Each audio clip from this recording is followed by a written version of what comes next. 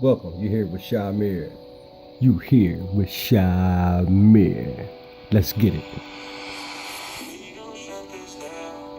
We gon' shut this down. Yeah, we gon' shut this down. We gon' shut this down. We gon' shut this down. We gon' shut this down. Yeah, we gon' shut this down. We gon' shut this down. Yeah, we gon' shut this down. We gon' shut this down. We gon' shut this down. We gon' shut this down. Yeah, we gon' shut this down. We gon' shut this down. We gon' shut this down. We gon' shut. I can't fool better mode, yellow, that's right. I ain't never been weak, no, not my type. Got war wolves, rivalry, still my fight. Got my own issues, Lord, make the way light. While I swing my sword at me, so right. This is my time, so I got to do right. Do it to the end, and the price is my life. Do all I can do and do all for Christ. Give me my lamp, and my lamp will shine bright in the day and the night. If you ain't trying to hit, cool.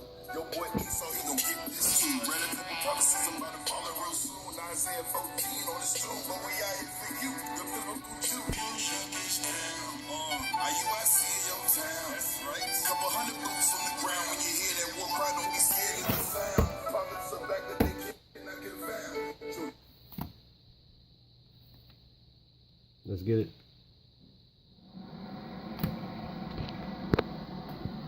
Deep below the sun-drenched, noisy streets of modern Rome, there lies another entire city.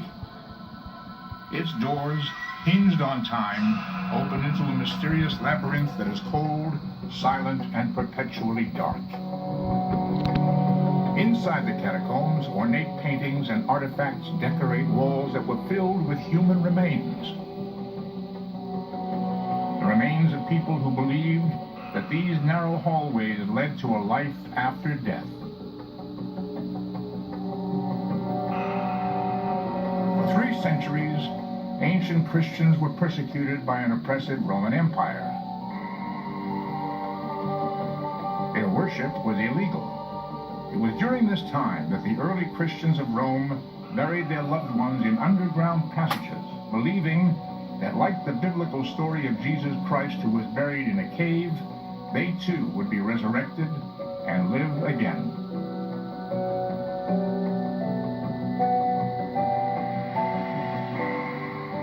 Once these ancient catacombs were finally rediscovered, it was found that there were more than 40 sites which form an elaborate maze of tunnels that crisscross under Rome and contain nearly 5 million bodies.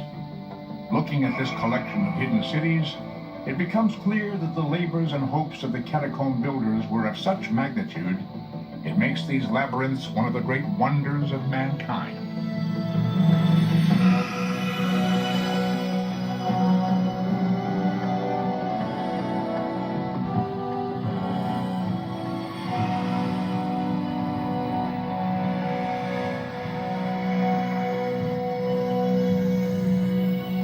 A dead man may neither be burned or buried within the walls of the city. Such was the decree of Roman law between the 2nd and 4th century AD. This strict rule about how corpses were to be disposed of was imposed on all residents of Rome. Most Romans were pagan and preferred to be cremated. Their ashes were stored in small urns above ground. But the ancient Christians and Jews of Rome insisted on burial of their dead. Wealthy citizens had lined the roads just outside the city with family tombs. These tombs were called Catacombs, which is Greek for at the hollows. The name came from the natural hollow spaces that lined the Via Appia, one of the ancient roads that led travelers to and from Rome. Into these hollow spaces, the first Christian cemetery was built above ground. It is from these early catacombs that the catacombs of Rome evolved. Most are closed to the public in order to protect their wall paintings, which even human breath could damage beyond repair. Although this funerary art was probably created to entertain the dead, the paintings provide us with a rare window into the past. A look at daily life and early religious belief in Rome during the 2nd and 3rd centuries AD. construction of the catacombs began in the 2nd century. The move from ground-level burial sites to underground burial places was caused by the need for more space. The early Christians excavated a vast system of galleries and linking passages, one beneath the other. These were joined by narrow, steep steps that descend as far as 4 stories down. These passages measure about 8 feet high and less than 3 feet wide. Slot-like graves called loculi, Latin for little place, were cut into the walls just large enough to hold 1 body each. It was into these loculi slots that the bodies of common workers, mothers, children, and elders were all interred. Israelites. The rich were often laid to rest in elaborate marble sarcophagi, the costliest form of burial. Saints and martyrs who had died for the faith were entombed in an acrosolium. This was a place of honor. It consists of a grave slot that was dug below a semicircular niche, carved into the wall and decorated with symbolic painted figures. Many of the catacombs were named for the saints who were buried inside them. The catacomb named for Saints Peter and Marcellinus contains paintings that provide clues about the men who dug these cities of the dead. The catacombs were actually dug by a guild of professional diggers. They were called fossori, which means the cave makers. And they were like a trade union, a skilled craft, and very difficult one, of course. The fossari labored in the bedrock below Rome that is made up of tufa, a soft mineral that resembles sandstone. The ancient cave makers fashioned this tufa into elaborate galleries. They are rich with architectural detail, carved right into the soft stone, and create the impression that the catacombs grew here by some miraculous natural force. The early tunnel diggers sought to safeguard the tombs from sacrilege and thievery. They designed these mazes and narrow passageways to make it difficult or impossible for an outsider to escape or find the way back.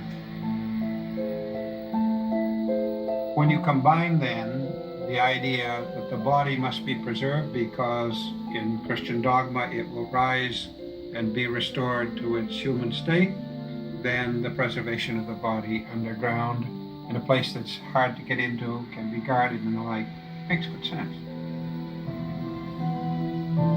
The passages were so dark and foreboding that the Latin scholar St. Jerome wrote that a Sunday visit to the crypt of a martyr more resembled a visit to hell. I was accustomed to visit, on Sundays, the sepulchres of the apostles and martyrs, and often did I enter the crypts, deep dug in the earth, with their walls on either side lined with the bodies of the dead, where everything is so dark that it almost seems as if the psalmist's words were fulfilled. Let them go down alive into hell.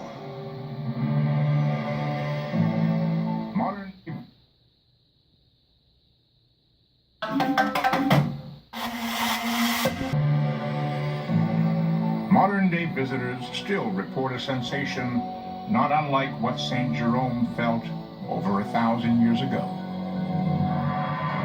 The experience of entering a catacomb is really not like any other experience I can think of. They are very cold. The temperature drops 40, even 50 degrees. It's damp underground. Today there's just a faintly moldy smell to catacombs, nothing worse than that. But the most striking thing about catacombs is the absolute pitch blackness. And the archaeologist has a flashlight, a very powerful flashlight, but the minute he's out of sight, the minute he turns a corner, it's as if he's not there at all. And that is a very, very unnerving sensation. Here and there the light, not entering through windows, but filtering down from above through shafts, relieves the horror of the darkness. But again, as one cautiously moves forward, the black night closes round to bring the dreadful silence of the night. St. Jerome, Latin scholar. The only natural light and ventilation in the catacombs came from small openings in the ceiling called lucinati. It was also through these openings that water was brought down to mix with 2-foot dust to make the mortar needed to seal the slotted graves. The social and spiritual importance of death to the early Christians would lead to more than 2 centuries of catacomb building. Religious persecution and diseases like plague would ensure a high mortality rate in Rome. There would be no shortage of corpses whose last wish was to be entombed beneath the city in the catacombs. When Ancient Mysteries returns, uncover arcane ritual burials and the cult of the martyrs.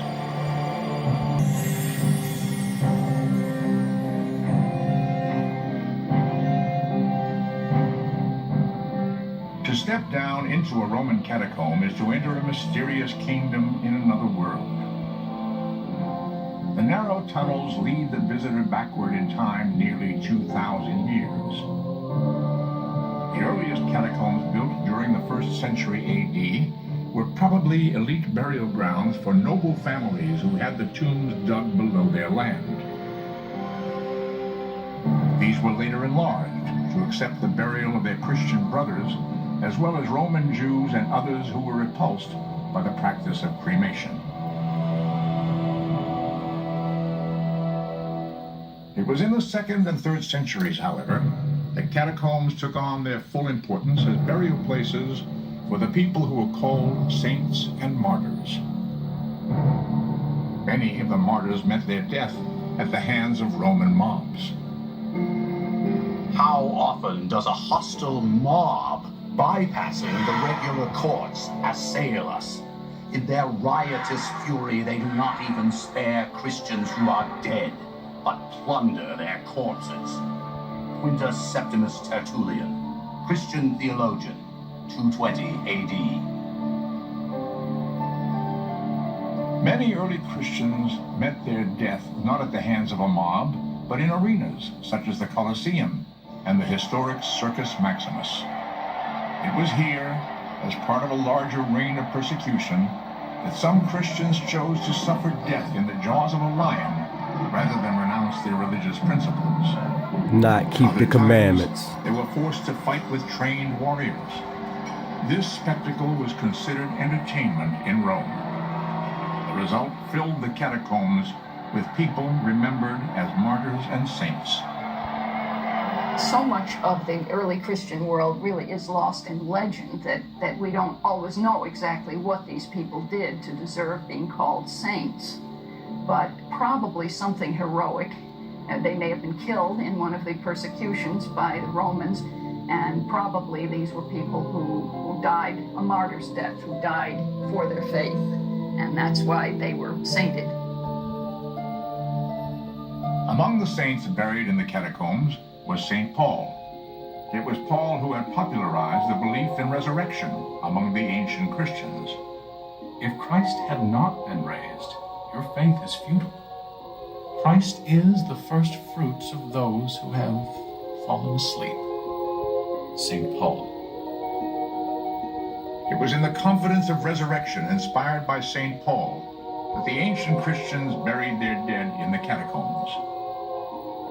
St. Paul was the man who had the vision that Christianity could be something more than just a religion for Jews, that it could be an international faith. And it was Paul who made Christianity an international faith. For this reason, the catacombs became a place for ancient Christians to worship and visit the saints and martyrs. For centuries, faithful Christians, called the cult of the martyrs, knelt down in the catacombs to worship at the tombs of those who had died for their religious beliefs. This 6th century catacomb altar, now in ruins, was used by the cult of the martyrs. More insights into these early practices come from nearby paintings. The paintings in the catacombs give us some of our best clues to what early Christian practice really was. And you have pictures of mixed groups of people sitting around tables, drinking wine, and eating bread. And this was a very touchingly simple kind of a ceremony. Scholars believe that this simple communal meal of bread and wine, chronicled in numerous catacomb paintings, is the origin of the ritual that eventually came to characterize the Catholic Mass, eventually adopted by most of the world. Foremost was the belief that death was not the end, but was the gateway to divine deliverance and eternal life. The biblical story of Lazarus, miraculously restored to life by the touch of Jesus after 4 days in the tomb, is depicted on numerous catacomb walls. A wall in the catacomb named Priscilla illustrates the biblical story of the 3 youths in the flames of Nebuchadnezzar. They were 3 young Hebrew boys who had been thrown into a furnace by the king of Babylon during the time the Hebrews were captive in Babylon. And they didn't burn up, thanks to the intervention of God. So this is one of these wonderful, archetypical images of salvation from the jaws of death, which the Old Testament provides in abundance, and which the Christians used as symbols of their own salvation. That just as God saved the 3 Hebrew boys from the fiery furnace of Babylon, so God will save us. Same way you're gonna say Israel, Israel, Israel. Interestingly, the early Christians were reluctant to depict Jesus Christ directly on the catacomb walls. But nearly all catacombs in Rome contain a curious image of the Good Shepherd. The Good Shepherd can be understood in a sense as an image of Christ that reflects a metaphor that Christ used of himself in the gospel narrative. He described himself as the Good Shepherd. And the use of the Good Shepherd in the Christian catacomb is a way of depicting Christ without actually portraying him. Animals of all sorts appear on these walls, as do peacocks that were thought to be symbols of rebirth and eternal life. The catacombs were also decorated with images of a garden. One of the major themes of pagan funerary art in late antiquity, which the Christians absorbed, was the theme of the garden. The afterworld was imagined as a beautiful garden where all of the pleasure depictions of the seasons, of the skies. The early Christians freely adopted Greek and Roman symbols and mythology for inspiration in the catacombs. Many walls depict Hercules, the great mythological hero, who was famous for his courage and strength. Here, Hercules is killing the multi-headed Hydra of Lerna, which could grow 2 new heads for each one it lost. Also intriguing was the early Christian use of dolphin images.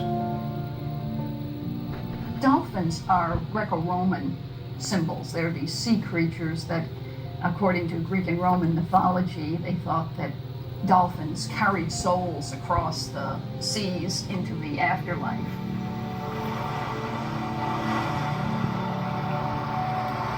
The burial ceremony was the beginning of his deliverance to the afterlife. By or acrosolium that had been prepared to receive the corpse.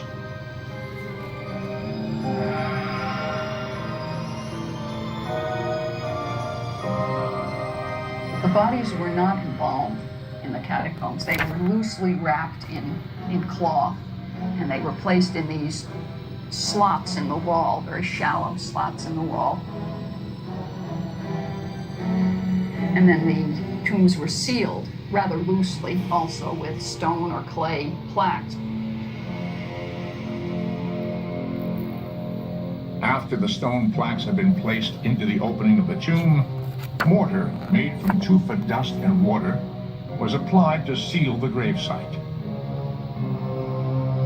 Onto this was applied an inscription identifying the deceased person and offering wishes for eternal rest.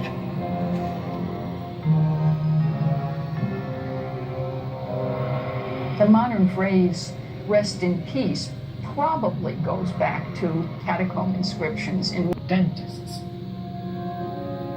This tomb is called the Crypt of the Coopers, so named because these ancient coopers, or barrel makers, were entombed behind a painting that depicts a group of men posed with one of their barrels. Inscriptions give us also an idea of the average of life during the late antiquity. For instance, we know that the average of life for men was about 20 to 25 years. So people used to die very young. Even the death of a small child became a monument to the ancient belief in life after death. When we return, discover a single catacomb that stretches nearly 8 miles beneath Rome. A time in antiquity when it was said that all roads led to Rome. In 400 AD, the most important road of ancient Rome was called the Via Appia. By this time, the largest and most elaborate catacombs had been built here. New ones were being dug, and soon there would be more than 60 miles of underground cemetery snaking and spiraling below the city. It was truly a city of the dead.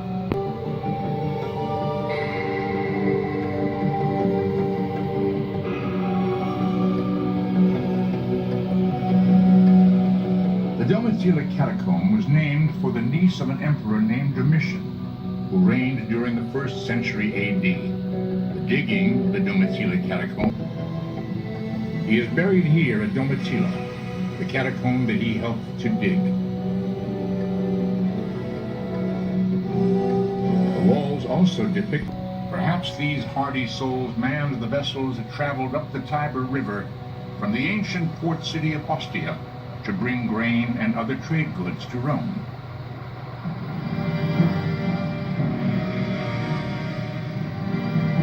The Domitilla catacomb is a marvel of space and efficiency. With 4 or 5 loculi grave slots dug one above each other in the catacomb, there are at least 10 graves stacked in the walls for every 6 feet of underground hallway. By the end of the 5th century, there were 750,000 people buried in the catacomb tunnels that surround ancient Rome.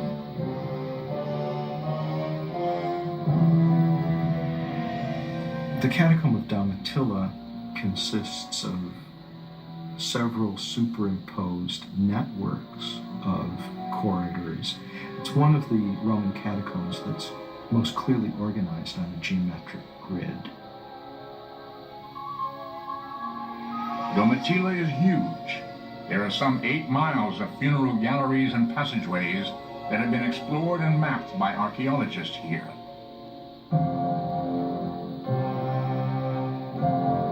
With so many miles of catacombs under Rome, there has grown a long-standing myth that the ancient Christians hid in the catacombs in times of danger or persecution.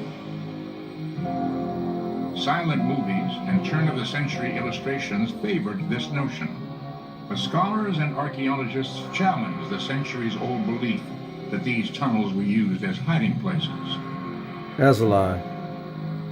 The catacombs weren't built as hiding places. They were built as underground graveyards. And it doesn't take too much imagination to realize why they were very bad hiding places. History tells us that the Roman authorities knew of the existence of the catacombs and where they were under the city. If the ancient Christians needed a refuge, the catacombs could not have been considered secret. The real reason why people couldn't.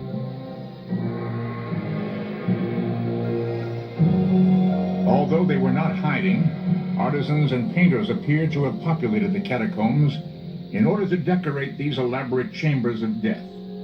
One question remains, and that is, why?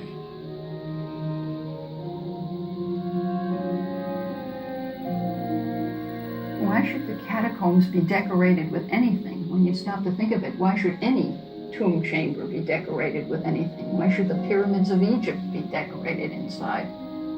So our history wouldn't be lost. About 9/10 of all the paintings known in Catacombs are Old Testament paintings. Old Clear Testament.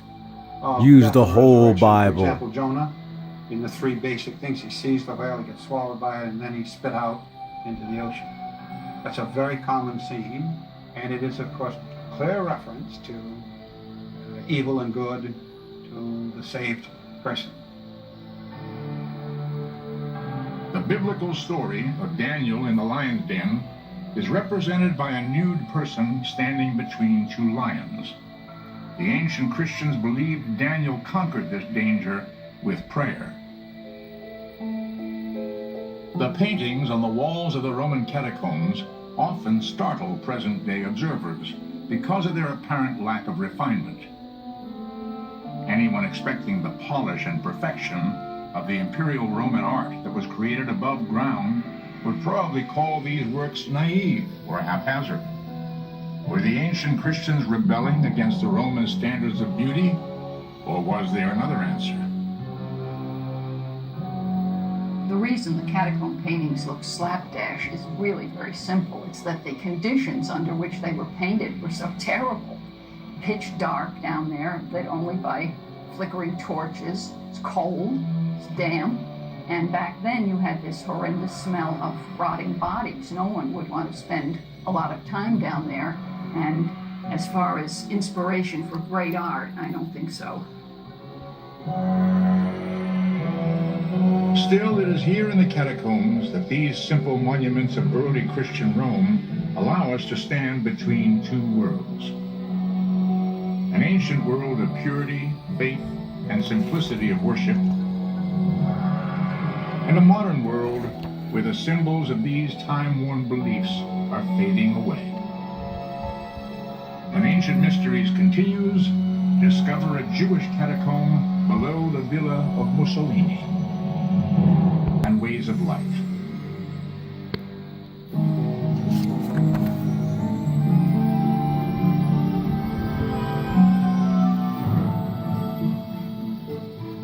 In Central America, the Mayan civilization, unknown in Europe, was erecting its first monuments to the cycles of the heavens and to the Maya rulers who reigned as divine kings. Israelites also. In 452 AD, refugees fleeing the Huns led by Attila began building the city of Venice on tiny muddy islands in the Adriatic Sea. In North America, by 500 AD, Israelites. the indigenous Mississippi Valley culture was established and had begun to build their mysterious mounds as burial places. These were the centers of elaborate ancient cities. In Rome, the Great Plague took thousands of lives between 164 and 180 AD. The need for more burial space stimulated further expansion in the crowded catacombs beneath the ancient city.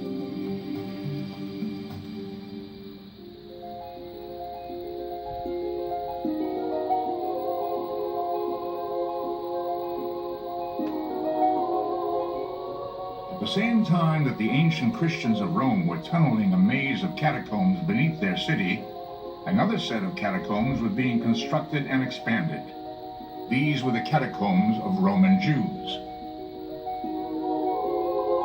Well, there have been Jews in Rome since at least 160 BC. First notice Until 70 AD when we were ran out by Rome. Ran into Western Africa, which we were taken into slavery in the ships taken to the four corners of the earth. More Jews moved to Rome. Don't believe the hype. This is Shamir. Jewish center in Rome, We here. Egypt. And so the Jewish community in Rome is actually the oldest continuous Jewish community in the entire Western world. The principal Jewish catacombs are Villa Torlonia to the north and Via Randonini, which lies under the road called Via Appia Antica, site of the original Catacombs burial places. Although they may predate the Christian catacombs of Rome, The story the Jewish catacombs tell is timeless. Symbols which embellish the walls and ceilings of these underground burial sites show that, like their Christian counterparts, they mixed popular culture, such as figures from Greek and Roman mythology, with menorahs and other ancient emblems of Judaism. The decoration Moses. in the Jewish catacombs would be just exactly what you'd expect. Old Testament, the prevalence of the basic Jewish symbols, the menorah above all, but others as well, and Moses figures very highly. In the Jewish non-Christian catacombs, the scenes are gods and goddesses and sometimes daily life. It's very important, I think, to see that the making of a catacomb is not something original on the part of the Christians. The human story these catacombs tell is compelling. Through paintings and tomb inscriptions in the Via Torlonia catacomb, we can still experience a father's poignant tribute to a son who died more than 15 centuries ago. There was a Jewish catacomb inscription in which a man was actually talking about his adopted child, which right there tells you people adopted children in antiquity. And this father says he wishes he could put his son, this grief seems so fresh. It is a historic irony that above the Jewish catacomb of Villa Torlonia stands the wartime residence of the fascist dictator Benito Mussolini. During World War II, as he denounced the Jews as strangers in Italy, he lived above a Jewish resting place that was nearly 2,000 years old. There is yet another Roman catacomb that is most curious, the city from Rome. It is beneath the Egyptian port city of Alexandria. Here, time-worn relics of ancient Egypt can be seen resting alongside Romanesque pillars. The catacomb is called Kom el Shagafa. Inside, we see a place where two cultures have blended into one. Unbiblical. Built during the 1st and 2nd centuries AD, at the time when Alexandria was part of the Roman Empire, this magnificent catacomb looks much like the catacombs of ancient Rome. Unlike the Roman catacombs, the dead were lowered down into this one through a shaft, while the living walked down the surrounding spiral stairway. Soon, the catacomb begins to display the curious mix of Egyptian and Roman culture that is seen above ground. A ritual chamber is guarded by the images of the serpent. They are Egyptian symbols of protection. Pagan.